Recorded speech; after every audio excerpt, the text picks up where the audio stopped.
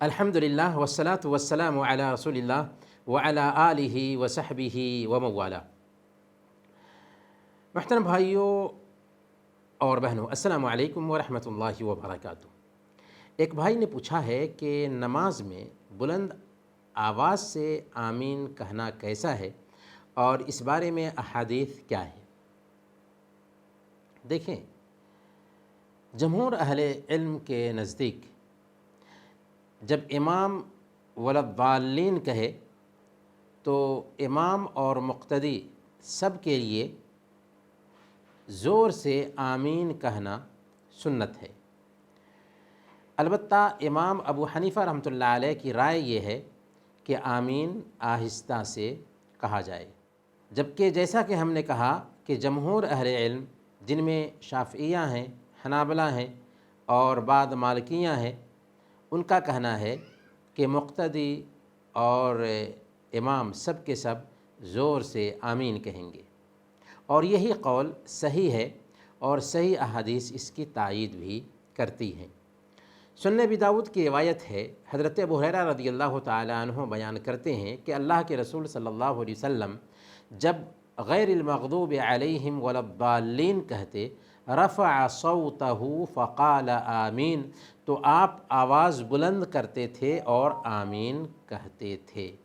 اسی طرح سنن ترمذی کی روایت ہے، حضرت وائل بن حجر رضی اللہ تعالی عنہ بیان فرماتے ہیں کہ سمعت النبی صلی اللہ علیہ وسلم قرأ غیر المغضوب علیہم ولا الضالین فقال آمین ومد بها صوتہ، کہ میں نے سنا اللہ کے نبی صلی اللہ علیہ وسلم نے غیر المغضوب علیہم ولا الضالین پڑھا اور آمین کہا اور آپ نے اپنی آواز کو کھینچا۔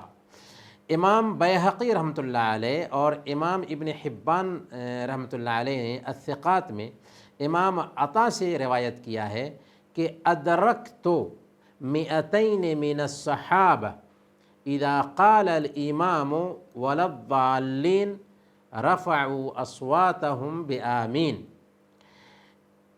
امام عطا کہتے ہیں کہ میں نے 200 صحابہ کو پایا کہ جب امام وللضالین کہتا تو وہ سب کے سب آواز بلند کر کے آمین کہتے تھے۔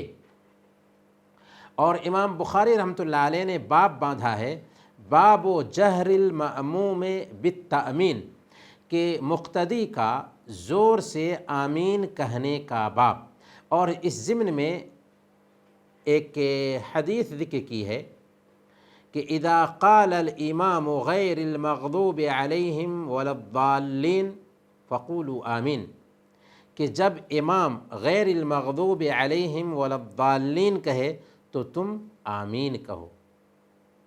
صحیح بخاری اور صحیح مسلم کی روایت ہے، اللہ کے رسول صلی اللہ علیہ وسلم نے ارشاد فرمایا، اذا امن الامام فامنوا فانه من وافق تامینہ تامین الملائکہ غفر له ما تقدم من ذنبہ، کہ جب امام آمین کہے تو تم بھی آمین کہو، اس لیے کہ جس کی آمین فرشتوں کی آمین سے مل جائے تو اس کے پچھلے گناہ معاف کر دیے جائیں گے۔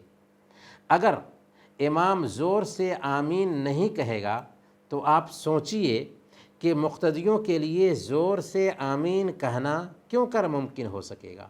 تو اس سے پتہ یہ چلا کہ آمین مقتدی اور امام سب کے سب زور ہی سے کہیں گے، بلکہ اس کی کتنی اہمیت ہے۔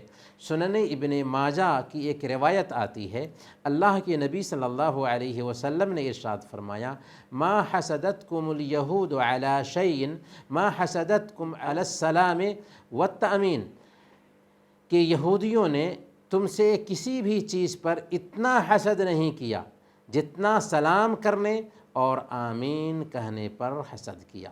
لہذا ہمیں چاہیے کہ نماز میں زور سے آمین کہنے کا اہتمام کریں۔ اللہ تعالی ہم سب کو پیارے نبی صلی اللہ علیہ وسلم کی سنت کے مطابق نماز ادا کرنے کی توفیق عطا فرمائے، آمین۔ وصلی اللہ علی نبینا محمد وعلی آلہ وصحبہ اجمعین۔